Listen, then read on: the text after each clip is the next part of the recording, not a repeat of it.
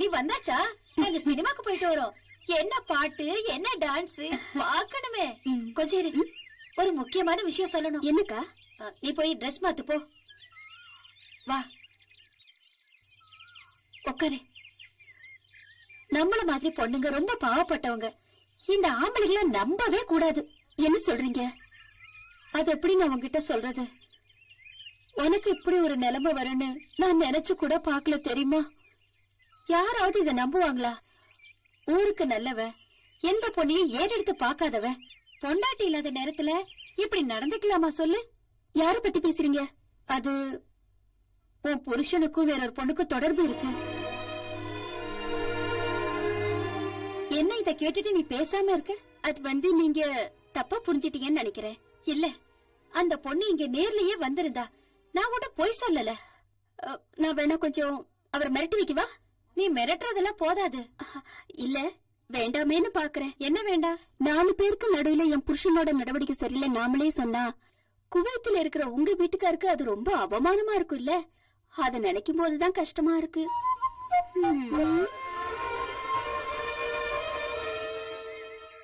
அத்தை எப்படி இருக்காங்க விசாரிச்சேன்னு சொல்லுங்க. நான் இங்க நல்லா இருக்கேன். நம்ம புது வீடு கட்டுறோமே, அங்க எல்லா வேலையும் நல்லா நடக்குது. ஊர்ல எதுவும் விசேஷமான விஷயம் எதுவும் இல்லையா? அத பத்தி எழுதலையே. என்னடா இது, ஒண்ணு இல்லங்கறானே. மீதிய படி. நான் இங்க நல்லா இருக்கேன், நீங்க நல்லா இருக்க நான் ஆண்டவனை வேண்டிக்கிறேன். அப்புறம் மீதி என்னால படிக்க முடியலமா. சும்மா பாடிடா.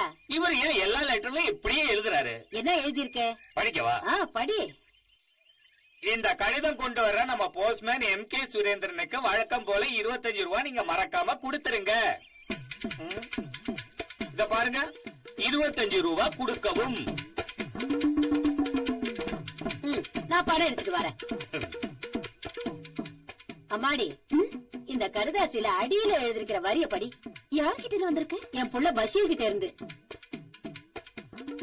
படி. அங்க நம்ம வீடு கட்டுற வேலை எல்லாம் நல்லபடியா நடக்குதா? நான் இங்க நல்லா இருக்கேன், நீங்க நல்லா இருக்கணும்னு கடவுளை வேண்டிக்கிறேன். அன்பு மகன் பஷீர். அவ்வளவுதானா? அவ்வளவுதான் இருக்கு.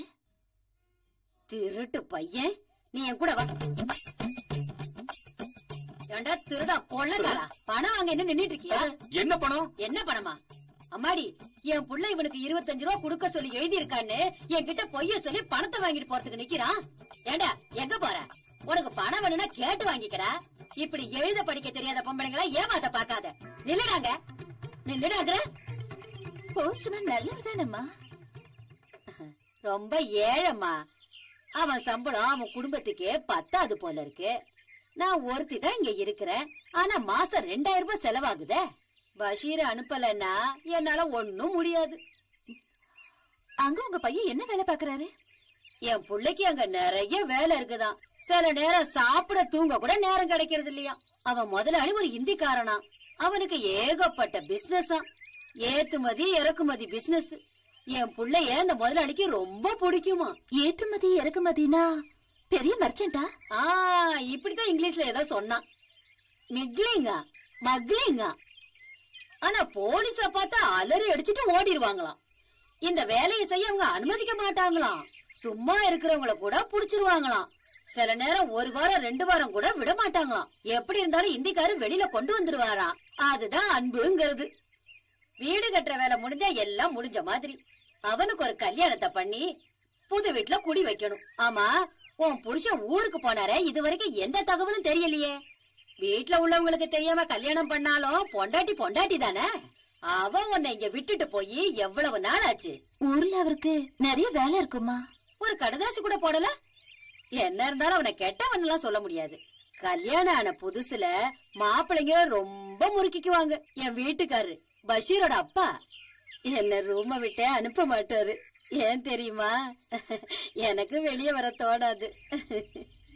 உன்னோட புருஷன் இங்க வரட்டும், அவனை 1 வாரம் நான் இங்கேயே கட்டி போட்டுடுறேன். இந்த நாடகத்துல இந்த வேஷம் எனக்கு ரொம்ப பிடிச்சிருக்கு. என் நடிப்பை பார்த்துட்டு எத்தனை சினிமா சான்ஸ்கள் வரப்போகுது பாரு. பின்ன என்ன? அப்ப நீதான் எனக்கு செக்ரட்டரி. அண்ணா சொல்லு. பருப்பு என்ன பாக்கவே முடியல. நான் இங்க இல்லவே இல்லையே. டீ தூள் 200. டீ தூள் 200. நாடகம் அரங்கேற்றதுக்கு இன்னும் 2 நாள் தான் பாக்கி. நாடக ரிகர்சல் எல்லாம் எப்படி இருக்கு? சூப்பரா நடக்குது. நான் தானே ஸ்ரீராமன். கிழிஞ்சது போ. இவன் தான் அனுமான். இன்னில இருந்து டிரெஸ்ஸோட ரிகர்சல் பார்க்க போறோம். அப்ப நேத்து வரைக்கும் நான் மத்தியானம் வந்து பாக்குறேன். இங்க பாருங்க, இந்த வருஷம் நாடகத்துல நாம தான் ஃபர்ஸ்ட் பிரைஸ் வாங்கணும். இல்லன்னா எனக்கு தான் அசிங்கம். தெரியல அண்ணா, நீங்க கவலையே படாதீங்க. நான் இல்ல ஸ்ரீராமன். பிரச்சனையே அதுதான். தக்கி கொடுத்த துணி எல்லாம் சரியா இருக்குன்னு பாத்துட்டு எனக்கு நாடகத்துல ஏதாவது வேஷம் இருக்கா? ஆஞ்சநேயர் வேஷமும் கொடுத்தாச்சே. ஏன் சிரிக்கிறீங்க? சிரிக்கிற மாதிரி ஒண்ணு பெரிய ஜோக் கிடையாது. இல்ல இல்ல, அந்த வேஷம் உனக்கு கொடுத்திருந்தா உனக்கு மேக்கப்பே தேவையில்லை. ஒரு வால் மட்டும் வச்சா போதும். சுக்கு வெள்ளப்படி. சுக்கு வெள்ளப்படி ஒண்ணு. வா வா வா. என்ன செய்யாதவா? நாடக துணி எல்லாம் ரெடி ஆயிடுச்சா? எல்லாம் ரெடியா தான் இருக்கு. ஏறக்குறைய எல்லாத்தையும் தச்சாச்சு. எம்மிங் வேலையெல்லாம் நடந்துகிட்டு இருக்கு.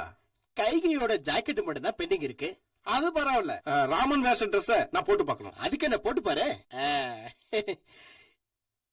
இந்த கலர் இருக்குல்ல, சும்மா ஸ்டேஜே அதிரும். நல்லா இருக்குல்ல?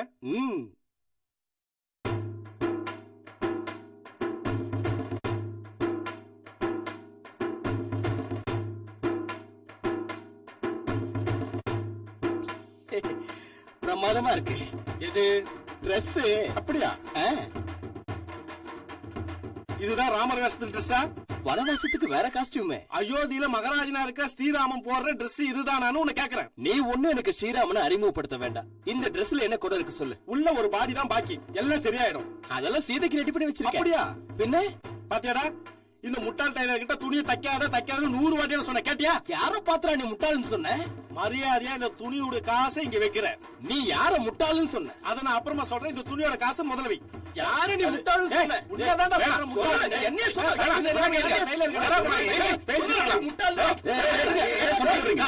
என்னாச்சு? இங்க பாத்தீங்களா ரமேஷ் அண்ணா, ஸ்ரீராமனை சீதை ஆக்கிட்டான். ராமர் வேஷம் போடுற மூஞ்ச பாரு.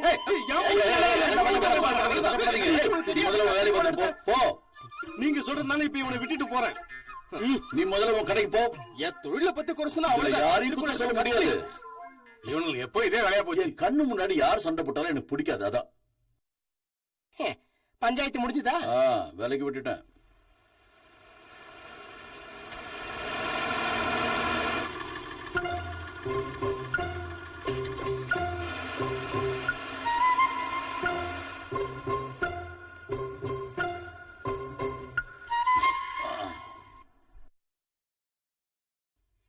கிருஷ்ண தம்பி, நீங்களா? நீங்க எப்படி இங்க வந்தீங்க? ஆமா, நீங்க எங்க வந்தீங்க? அது யாரு? அவங்க கேட்டதெல்லாம் எடுத்து கொடுப்போ. அங்கதான் யாருமே இல்லையே. நீங்க வேற ஊருக்கு போறதால என்கிட்ட சொன்னீங்க. அங்க லாஸ் ஆயிடுச்சு. அங்க கடையை மூடிட்டேன். இப்ப இந்த ஊர்ல ஆரம்பிச்சிட்டேன். நீங்க போய் 2 டீ வாங்கி. டீயெல்லாம் எனக்கு ஒண்ணும் வேணாம். இங்க ஒரு கல்யாணத்துக்காக வந்த கோழி பிரியாணி கழுத்து வரைக்கும் இருக்கு. அந்த ஊர்ல உங்களுக்கு என்ன வியாபாரம்? நான் பல ஊர்ல பல விதமான பிசினஸ் பண்றேன். இது உனக்கு அவசியமா? எனக்கு ஒரு டீ வேணும், வாங்கிட்டு வா. இங்க நல்ல பிசினஸ், நல்ல லாபம் கிடைக்குது. நேற்றுதான் இந்த கடையை ஆரம்பிச்சேன். அந்த பொண்ணுகிட்ட சீக்கிரம் வரேன்னு சொல்லிட்டு வந்த. இத்தனை நாளா நீ ஏன் அங்க வரல? அது ஒண்ணு இல்ல, இங்க என்ன பிசினஸ்? ஒரு பொண்ண கல்யாணம் பண்ணி தனியா விட்டுட்டு வந்துட்ட. நான் இன்னைக்கு அங்க வரலாம் தான். பொண்ண நம்பி வீட்டையே பகச்சுக்கிட்டு வந்த பொண்ணு இல்ல அவ. 2 வரி கடுதாசி எழுத கூட நேரம் இல்லல்ல. நான் இன்னைக்கு அங்க வரேம்மா. இங்க நின்னு எதுவும் பேசாதீங்க. பாக்குறவங்க தப்பா நினைச்சுக்குவாங்க. நான் இந்த ஊருக்கு புதுசு இல்லையா? ஆமா, அந்த பொண்ணு வழி மேல விழி வச்சு பாத்துக்கிட்டே இருக்கு. தெரியும் தெரியும். ஒரு நிமிஷம் இங்க வாங்க. இருக்கீங்க, அடுத்த பஸ்ல ஊருக்கு போறீங்க. நான் இப்ப போறேன். நீ அங்க வரலன்னா அவளை கூட்டிட்டு இங்க வருவேன். நான் நிச்சயமா வரேன். பஸ் ஸ்டாண்ட்ல விட்டுறேன்.